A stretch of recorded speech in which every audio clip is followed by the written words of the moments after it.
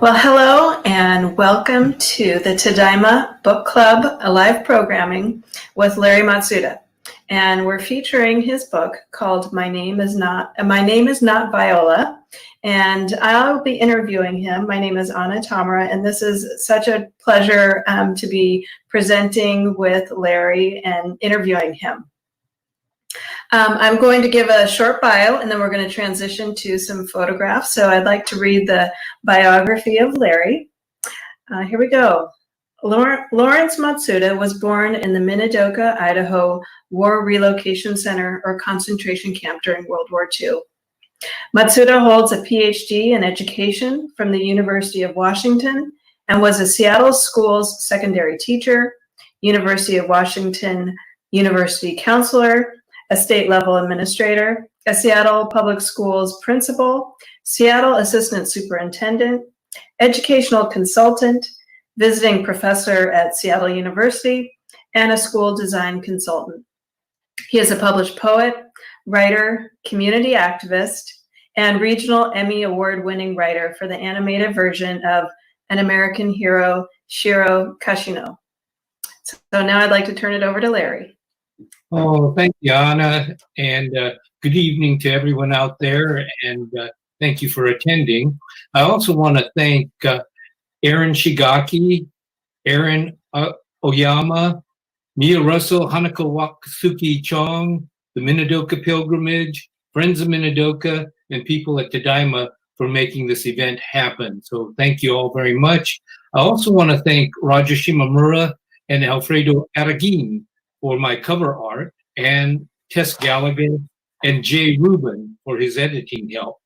Also, I want to thank my wife, Karen, for her help and support through the writing of this novel and her critiques as well.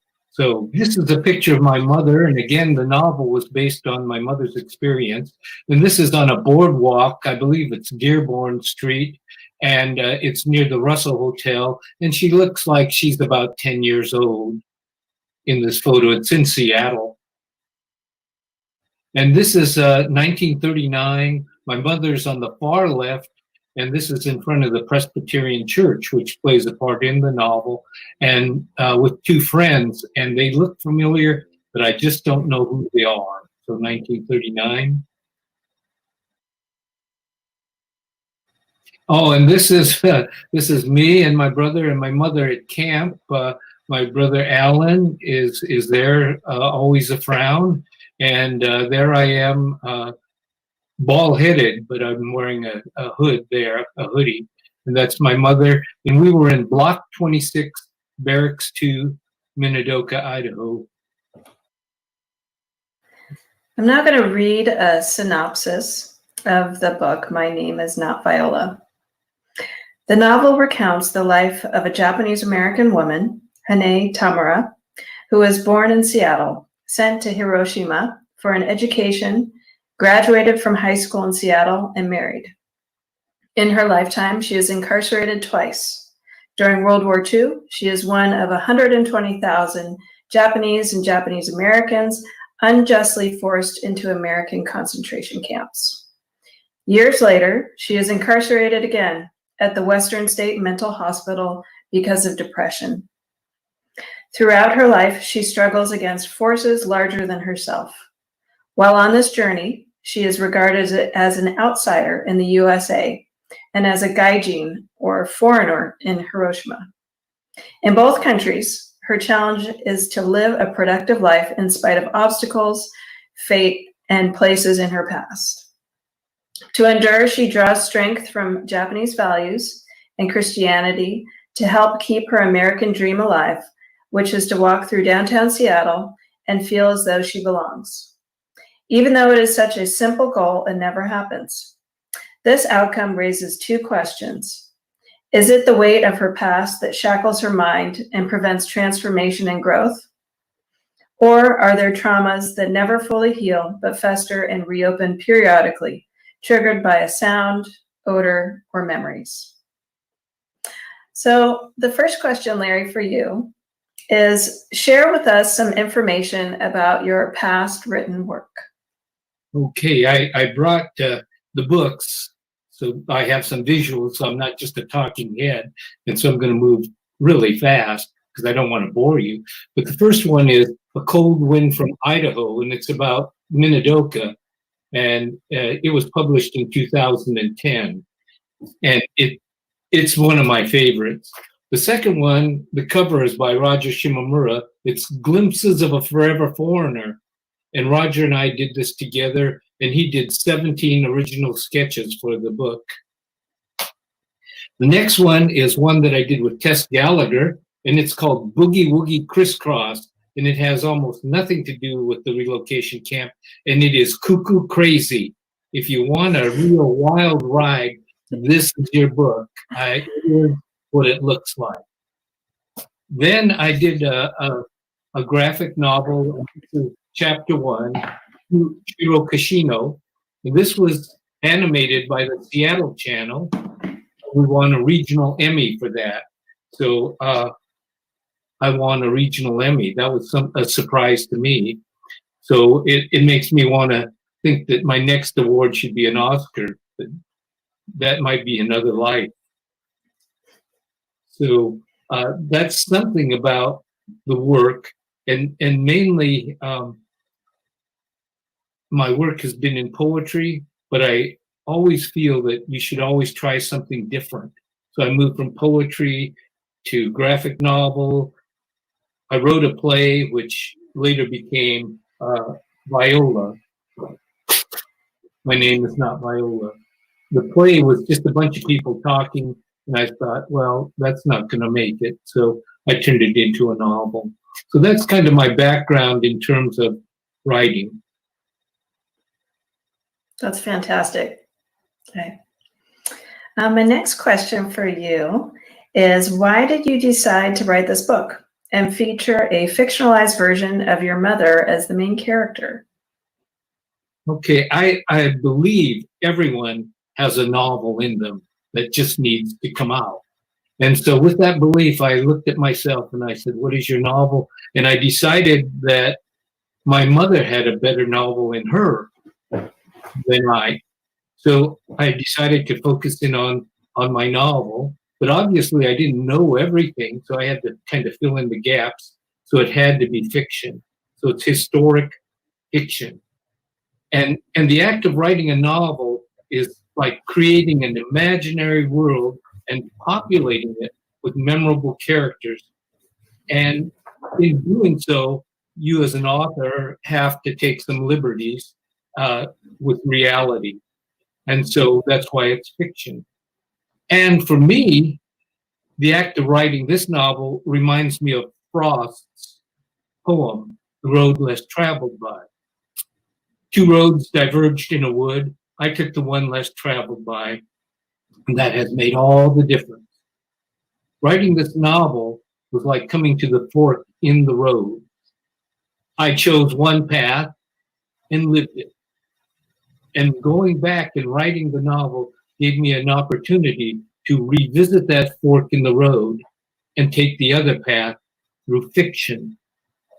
So I experienced much of the same events, but this time with different outcomes.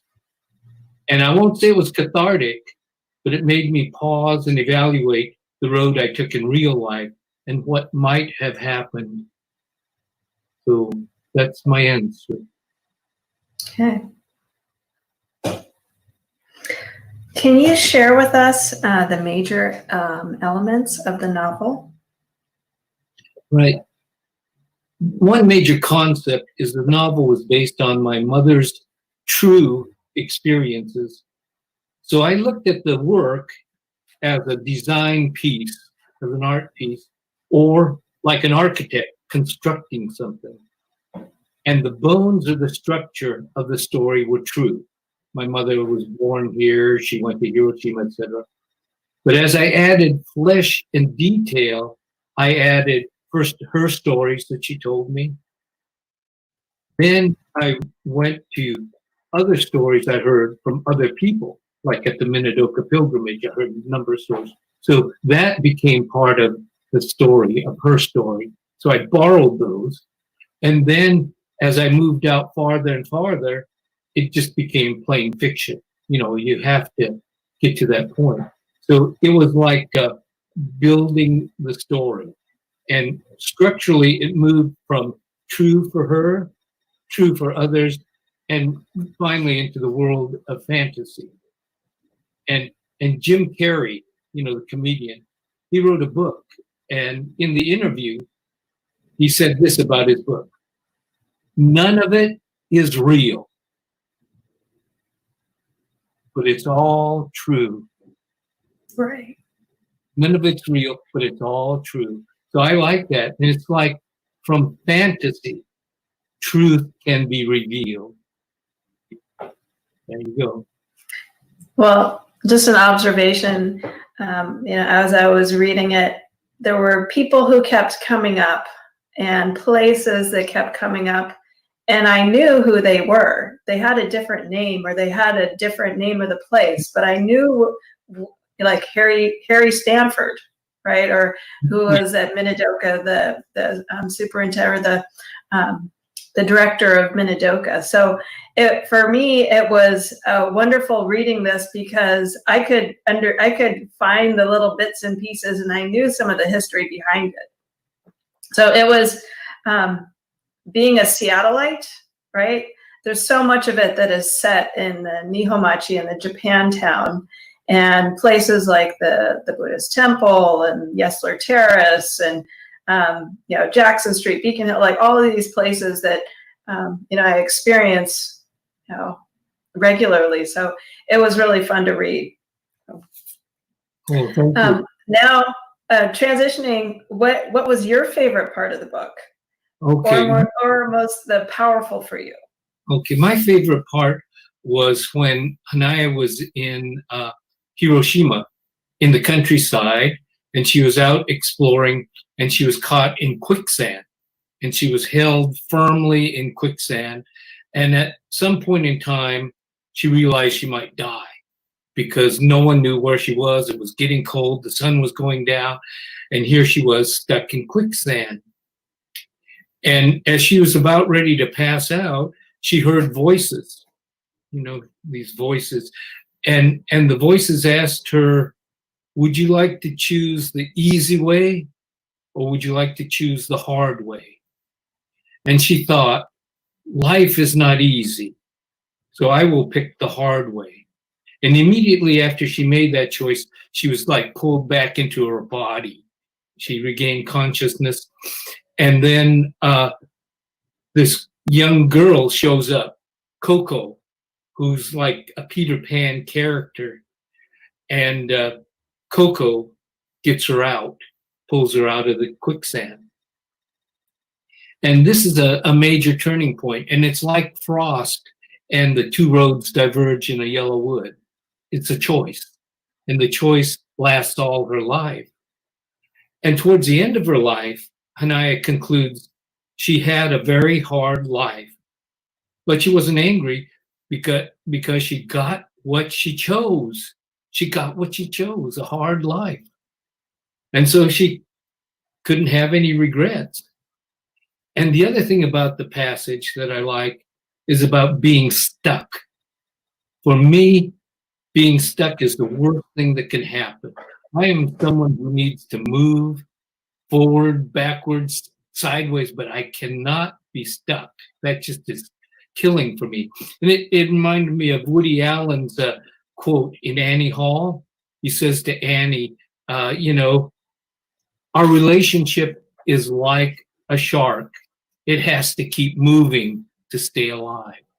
And so those were the kind of things that I saw in that turning point segment, in the quicksand, in the choice, and in the, getting unstuck and moving forward.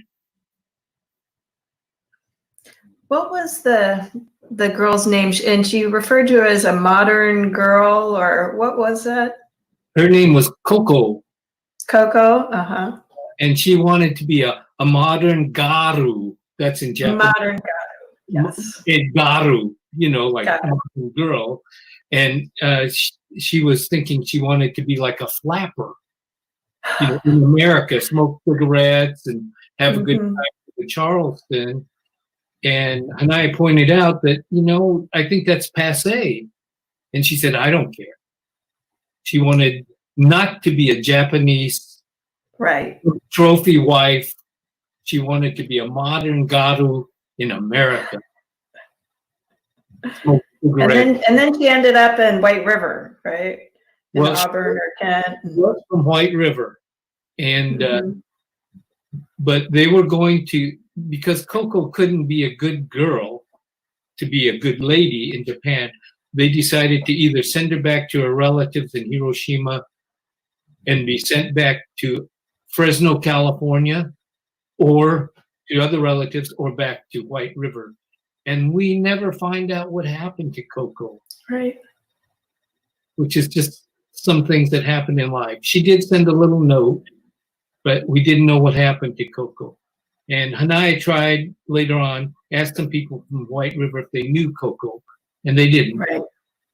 So she's just kind of out there. Mm-hmm.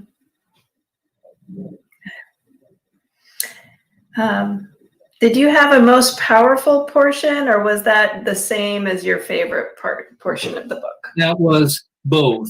That held a lot of power and meaning, because it was such a turning point that everything turned on that it gave her life. It gave her a hard life, which she endured and managed. So that would be it. What were some of the challenges you faced in writing this book? Well, you touched on it earlier, that, but I'll get back to it in a second. I looked at the book, at the story that I was writing, and by today's standards, it's pretty dull, if you will, if you look at it on the face. By movie standards, there was little real excitement. There's no bad language, no violence, no explicit sex, murder, fist fights, any of that. So I said, how can I make this story interesting?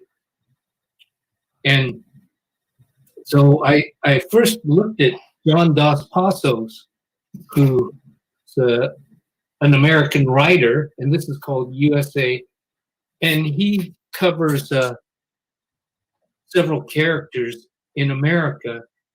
And as he follows their life, he includes like telegrams, news stories, songs, things like that. So it gives you a flavor of the time. It draws you in. And so what I wanted to do was to draw people into the Times by doing the same thing. I had letters, I had I telegrams, love yeah, that. TV, radio. So you got a sense of actually being there and hearing it. And then the other thing, I brought in inanimate places like Hiroshima, Japantown in Seattle, Hiroshima countryside, and I tried to give them life. I tried to create the places so that they had a spirit, and I tried to treat them as if they were a living character. So you could feel Seattle as a person, if you will. You know, I know Seattle. It's that kind of thing. I know rural Hiroshima. It's that kind of thing. So this is a way that I intentionally tried to layer the story to increase the interest because there's no violence and all that. And then the other book that I looked to was The Octopus by Frank Norris. And it's a turn of the century novel, the other turn of the century, earlier on. And Norris was a naturalist, and they believed that there were natural forces in the world that dominated everything. The most important things were natural forces, not human beings. The individual was not important. And the way this worked out in the novel was the railroad was the octopus, but it had to reach from coast to coast to deliver grain to the starving masses of India. So that was the force that could not be denied. And the ranchers in California stood up against the railroad, and they were simply wiped out because the force of nature had to prevail. And Hanai dealt with several historic forces that were huge. The Depression, the incarceration, things like that, that were totally out of her control. She managed to survive them, and she also managed to kind of surf the tsunami wave of the force, not being inundated by it. And so by doing this, by kind of riding it, she became a force herself, not a capital letter F, like bringing grain to India, but a smaller force.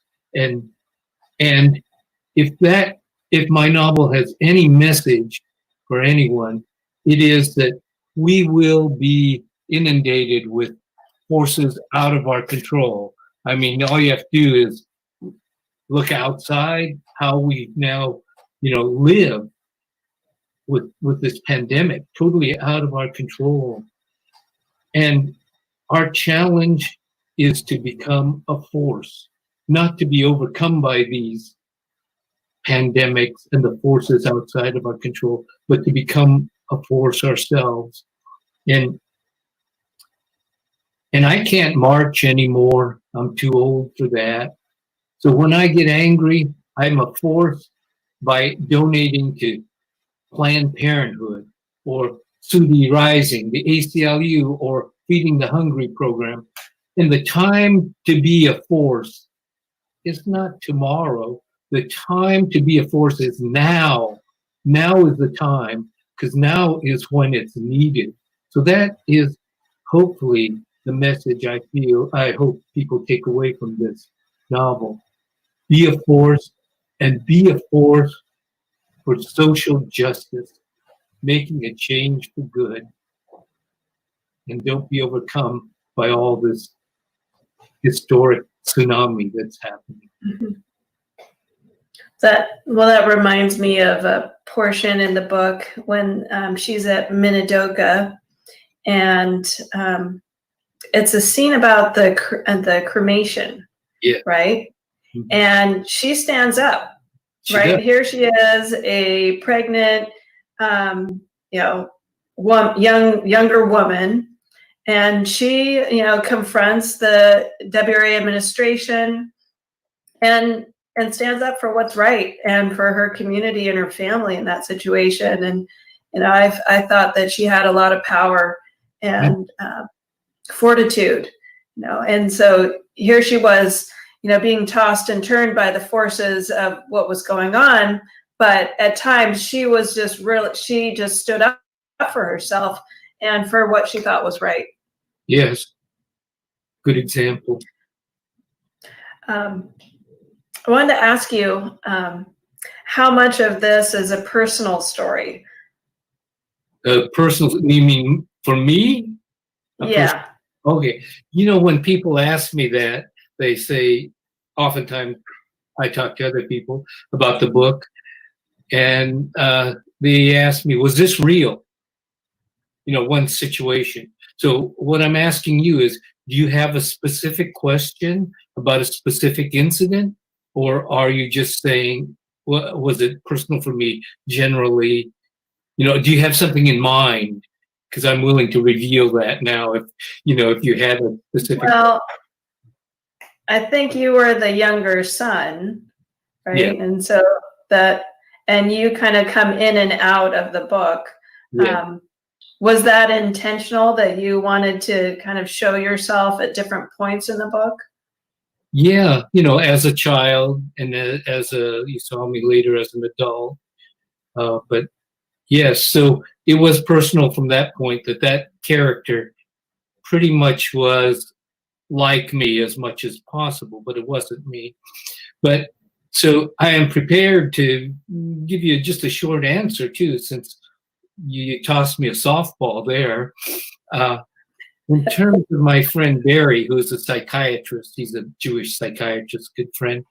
He once played a game at a party, and he said, can anyone speak to the first memory they can recall? And Barry told his, and they came to me, and I said, the first thing I recalled was when I was 3 years old, and I thought I killed grandma. Because we were playing, making noise. My mother said, don't make noise, and then she died. And I thought I killed grandmother. And I asked my mother for years how she died, and she never would say. So that was absolutely real and personal. But it's something I've shared before. So there are sprinkles of real life things in there. And I think that also, that sense of reality layers it, so that when you read the book, you wonder if this sometimes whether it's real or not. And that's the task of an artist, is to overcome the artifice. You go to a play, you see the paper moon in back, you say it's a paper moon, but as it goes along, you say, hey, that's the moon, and things are happening. And my challenge is to make this real for you. So it's not like I'm just reading a story, but it's like, boy, this sure could be real. And you get into it. And that was part of my challenge. And I think that's a challenge for any artist. So did writing this book help you process or better understand or heal from your own incarceration experience or related to Minidoka? No, there was, people asked me about my other work and this work. It wasn't cathartic. After writing it, I didn't feel better and everything was, roses and lollipops. But what it did do was it created a different narrative about my past, like a parallel universe where the outcome was different. So in that way, it brought me some comfort and peace. In which case, it was not. But the peace didn't last long, because there are always constant reminders that come up and draw you back to your original anger or whatever it is, sight, sound, music, and such as it is. But in one way, it reminds me of the Javanese and how they teach their children to handle nightmares.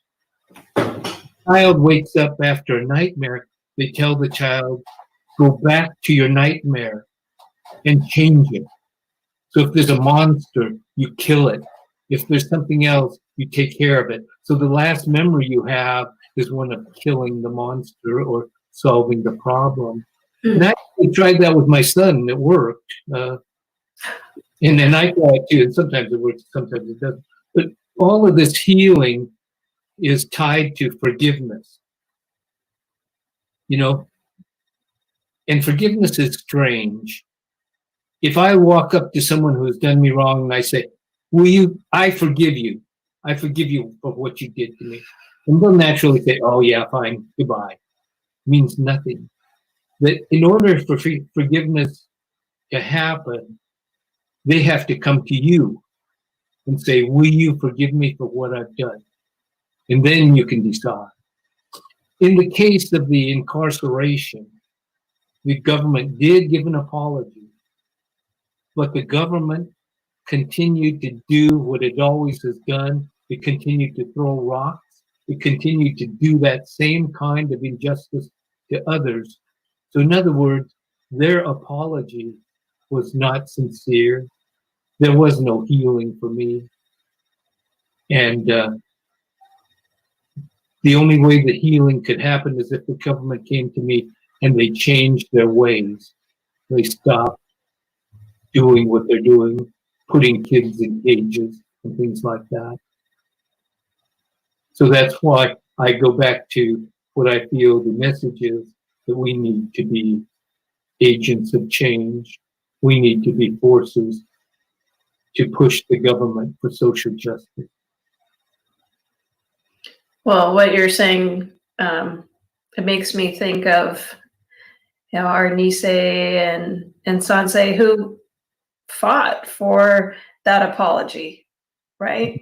Yeah. And the redress movement and decades of work on the part of so many individuals and communities to ultimately get the 1988 Civil Liberties Act passed. It wasn't the government who said, oh, we did wrong, here Right. we're going to come and apologize. It was because our community stood up and advocated for decades to hold the US government accountable.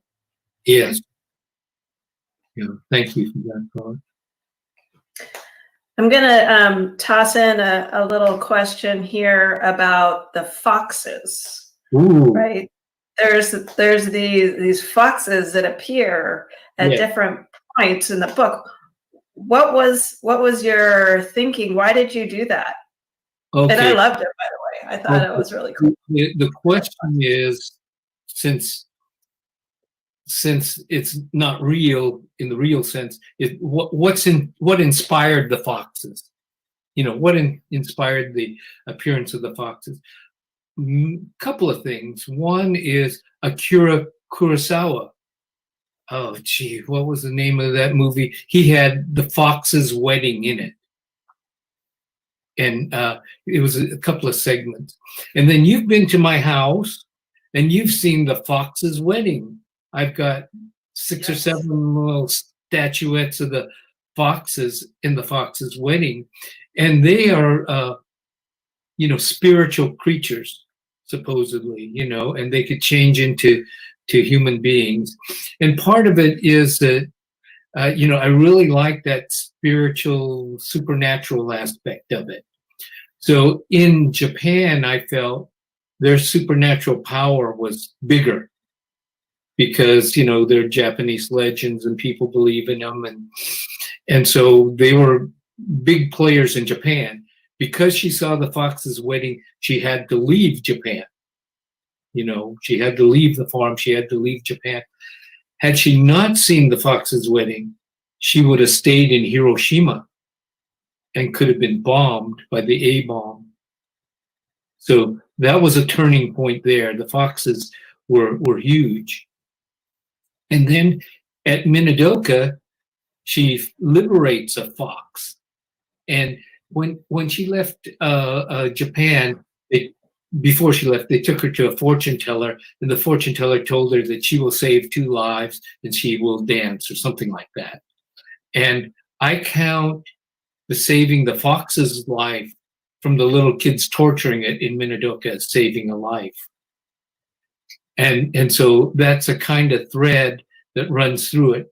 And ultimately, the last fox is one of the young ladies at the mental institution who was her very good friend. Francie Fox, who helped her, the two girls helped her with her depression.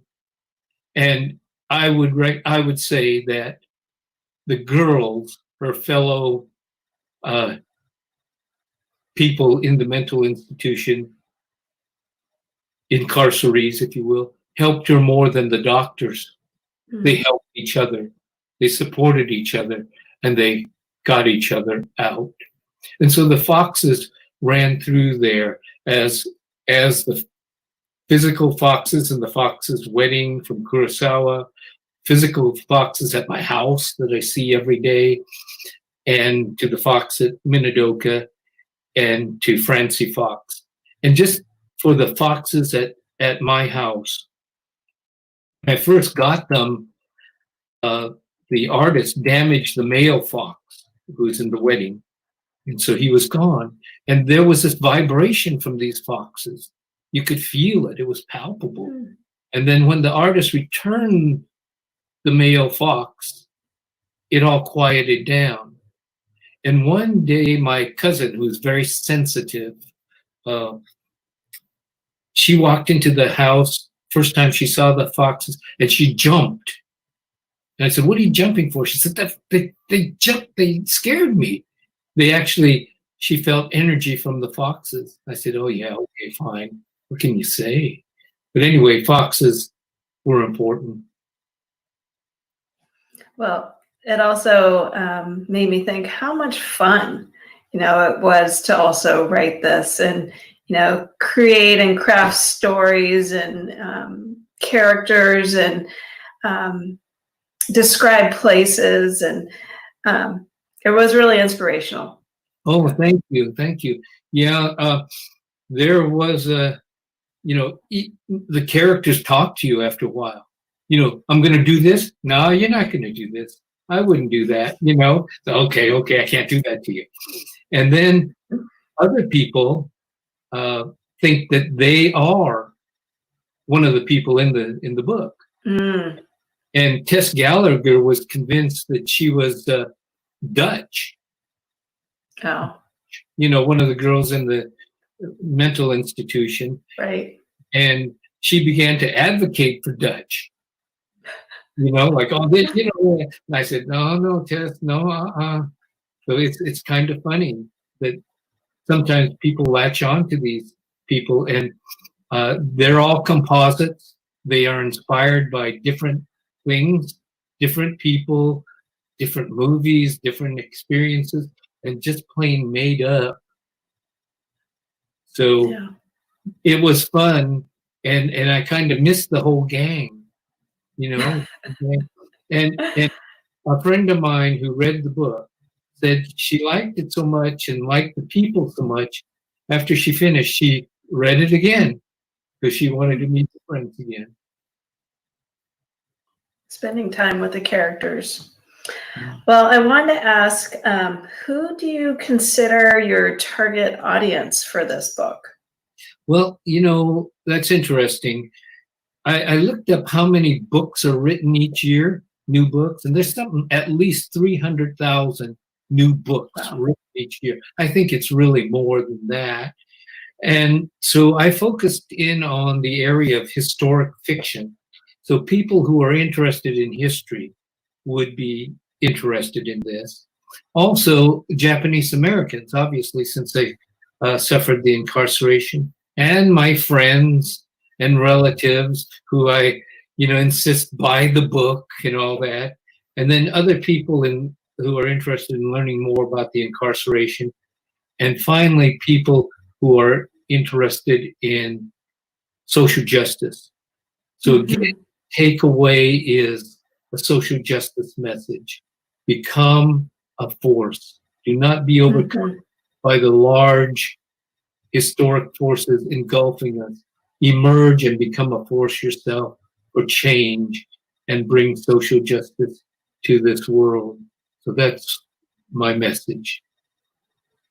Well, I think it's a powerful message and so important and timely right now. I also thought about it sets just everything in Seattle is so vivid to me. in the book. And I also thought about Obon. Bonadori keeps coming up in the book throughout the Tankobushi and all the wonderful things about Obon. And this in Seattle, Obon is happening online this year, and it's happening right around now. So it's really beautiful and touching, and I loved reading it. So I'm a big fan. Okay. And I think we're coming to the close of our Q&A. And so I just wanted to offer you just one more opportunity to say anything that you would like to say at the end. Yeah, I want to thank you and all the people who helped make this happen. I want to thank the audience for attending. And I wish that everyone is well and that they take care of themselves. And in the future, I'll see you on the other side after this coronavirus ends and we're out there dancing at the Obon, which you can do the Tankobushi with me. I'm inviting you to. Yes, I can dig it, baby. All right. Well, here's the book, right? Yes. And if folks are interested in purchasing this book, Elliott Bay Book Company, which is a local book company here in Seattle, is selling it online. So I just want to put a plug in for purchasing this book through Elliott Bay Book Company.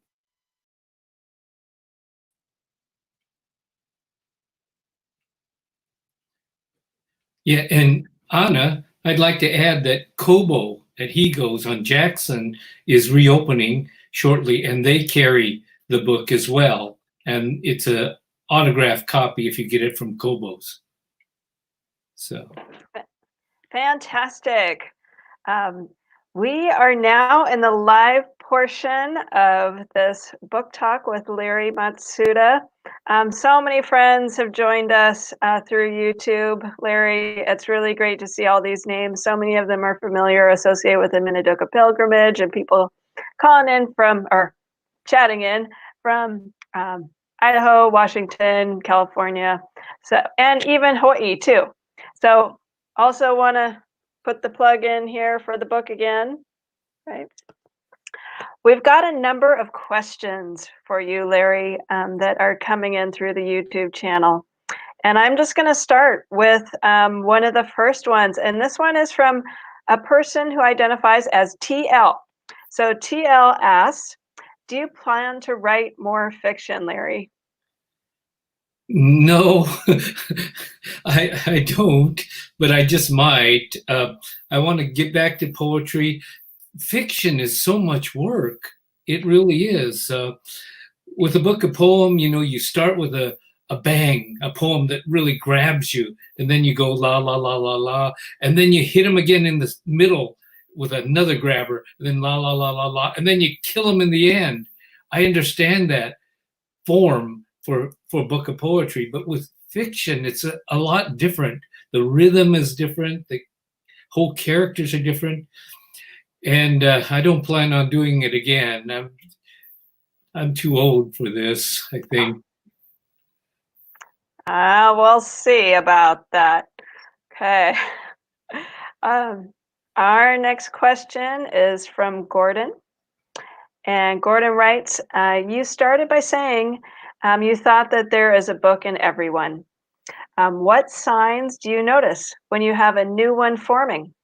To help us recognize the feeling for one of us. So I think this person is wondering, like, how do I know that I have a book inside of me if I want to take that next step? Right. That's a good question. I still believe everyone has a book in themselves. And the first thing is, what is really helpful is if you're a collector, if you collect stuff, and collecting experiences, collecting stories, and knowing that you have a basic story in yourself, but you have this collection, this arsenal of stories that you've saved up that you could put in there that actually begs to be told. And one clear sign is if you go to a party and you tell stories, that means you're a storyteller. And so that means it's in you and needs to come out. So I would say be a collector, get it, mass it all together, and one of these days in a dream or in a revelation, it'll all come out and you're going to say, hey, that's a great story. I got to tell it to someone. It's so much fun reading. It was so much fun reading this book. And, you know, for anybody who hasn't read it yet, I really encourage you to do so. So many familiar people, places, and you can bring it all to life, right? Through your imagination. You did that so beautifully. We have another question. This one is from our friend Ken Mochizuki. And he writes, Larry, in your career in education, do you advocate for more teaching and curriculum on the forced removal incarceration? And what reaction do you receive? Well, it's really crazy because in 1969, that is 1969, I started the first, it was called Oriental American History class at Sharpless. It was a junior high school, not middle school, junior high school, way back when. And it ran for a year. And we got good reaction from the kids and from the community. And ironically, one of the things that we did do as part of our class project was to make miniature barracks. And it just so happened that I was talking to Tomio Moriguchi at the time, and they were working on an exhibit. And I helped name the exhibit, which is The Pride and the Shame. That's one title that I gave to it, and they accepted it. I was surprised. And then they accepted the concept of including the little miniature barracks, which they had someone do much better than the junior high kids. And that exhibit went on, and in one person's book, I think it's called Made in Seattle by Shimabukuro, right? He states that the Pride and the Shame exhibit was the start of the redress movement.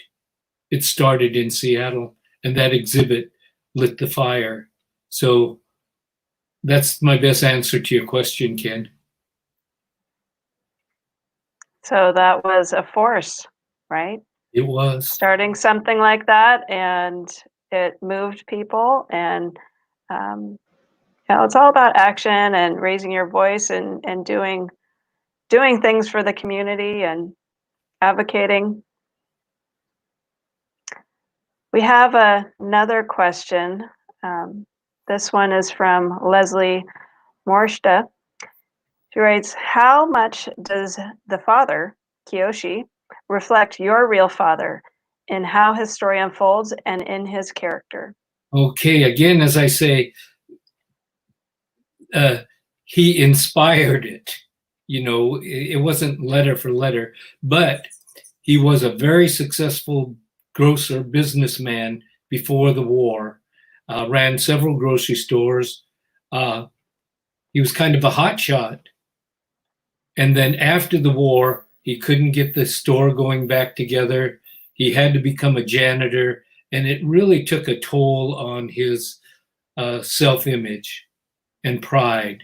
And I think it really hurt him a lot. And so in that sense, it was based on, you know, that was true of my father. I think the incarceration really affected his personal standing as a man, as a human being. And it was an emasculating experience for him, I believe. I think that was shared by a lot of the Issei men, right? No. I see a note in here from Pat L.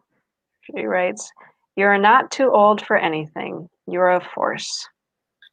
Well, thank you very much. You know, I will share this with you. You know, recently on the news, we saw this one protester who got shoved down. He fell on his head, hurt his head, and he was bleeding from the ear. You remember that? I can't remember where it was, but that was a vivid image in my mind. And the announcer said, And this elderly man was pushed down and was in the hospital. And the guy was 75. And I said, holy smokes, I'm elderly too. Well, So, Ken Mochizuki writes, so you're the father of redress. no, here's the other thing. Whenever something's a success, it has 1,000 mothers and 1,000 fathers. Failure is an orphan. So there are 1,000 mothers and fathers to redress. So true. So true. Well, we have a next question for you, and this is about your book release. So it comes from Mia, and Mia writes, what did you originally have planned for the book release? Do you still want to do events in the future? When is it possible to meet in person again? Yes, I had at least 4 readings scheduled, one at Kobo at Higo's, and they were all canceled because of the coronavirus. And the book was just released in December and never really hit the stands till late January. And I never got a copy of it until February. And then by March, we were all closed down. So I tried to put it out on social media, but that had mixed results. And this is about as good as I can get. I don't know when we can meet in person again, but I'm looking forward to, being out there again. Yeah.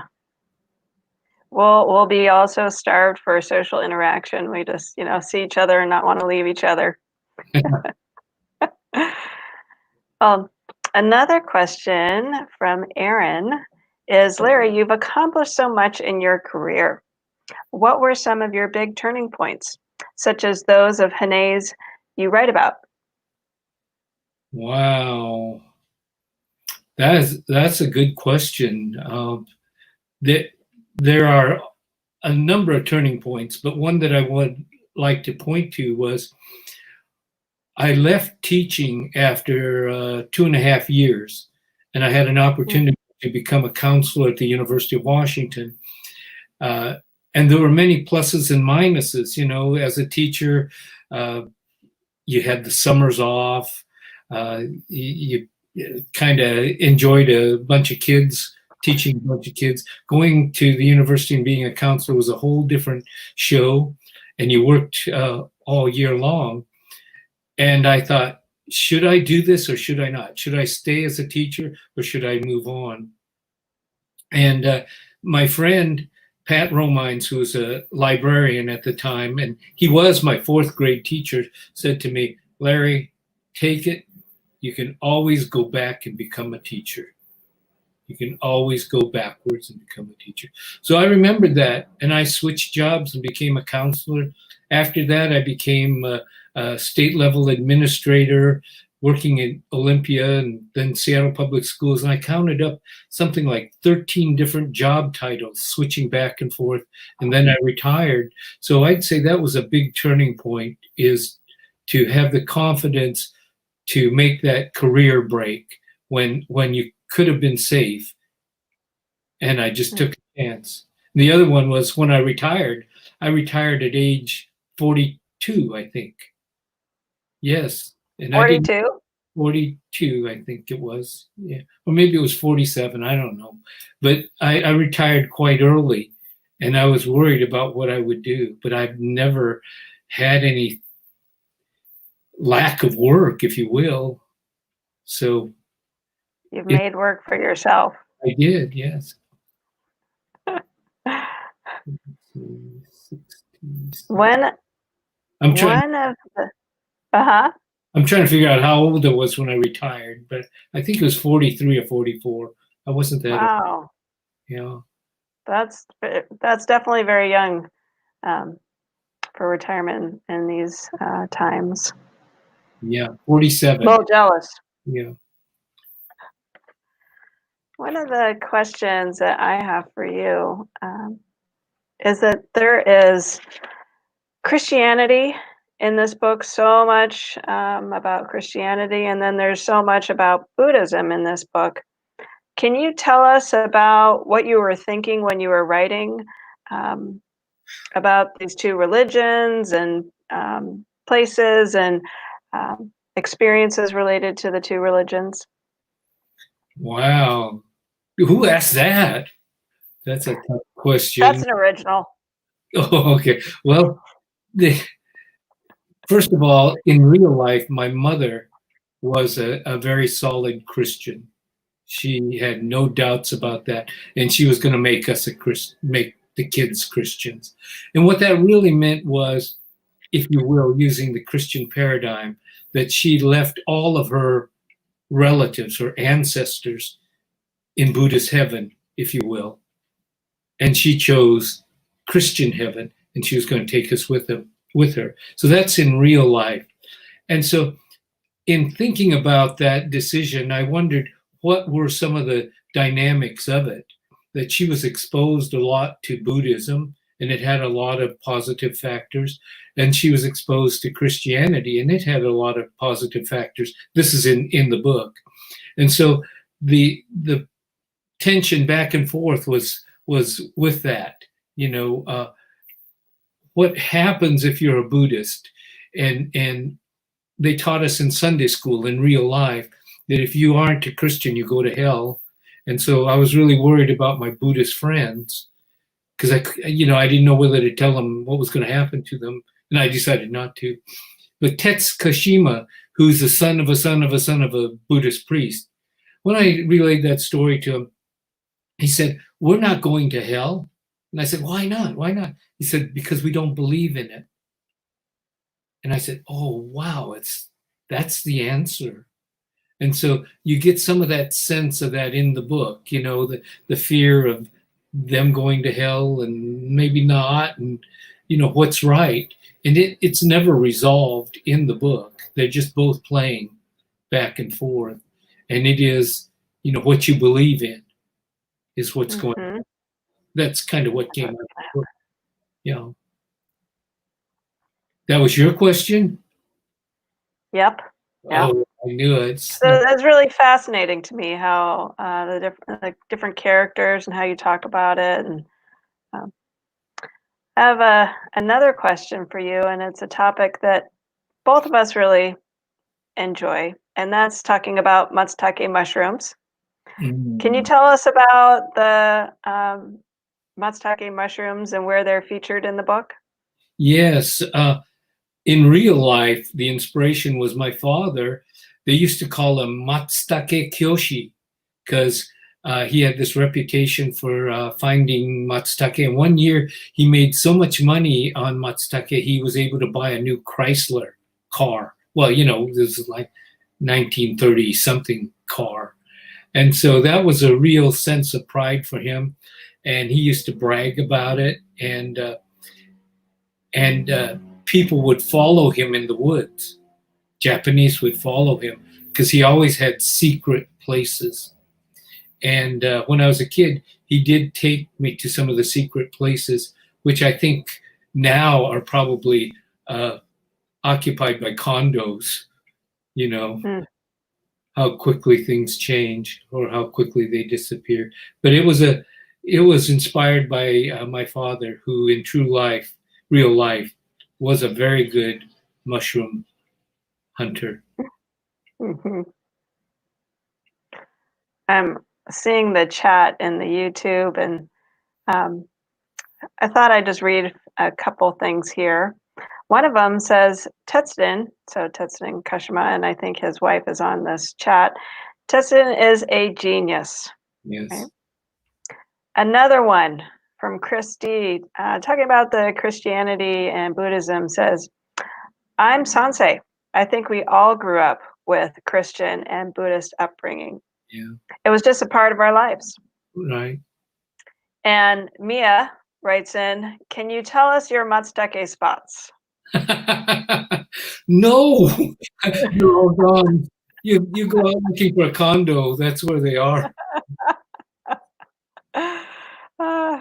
And sometimes they're not there the next year. It all depends on the moisture, Yeah. where you thought where they had been there every year. If the moisture's not right, then they might not be there. Mia, or somebody might have already picked them already.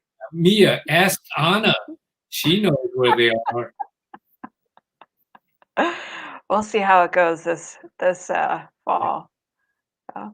Very good. Well, this it looks like Time's up. there's one more here. Let me just read it a little bit. From Gail K. How did sex workers, people with mental illness, etc., manage to fit in and live in the rather restrictive Japanese American community? Wow. I don't know whether I have an answer for that, but the legend is that there were sex workers in the Japanese community, and their clients were predominantly Japanese. And I don't know much about it, but I do know people who know about it, but I'm not going to say that now. Got to put in a spicy one at the end there. Yeah.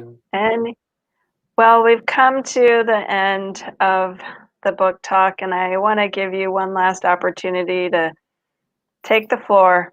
You deserve it. So Well, thank you say very whatever you'd like. Thank you very much, Anna, for your work. And I just want to wish everyone a good day, a good life, and hang in there and be strong and become a force. And if we all become a force and we get together, we can be a big force for social justice and change. Thank you. Thank you, Larry. Thanks, everybody.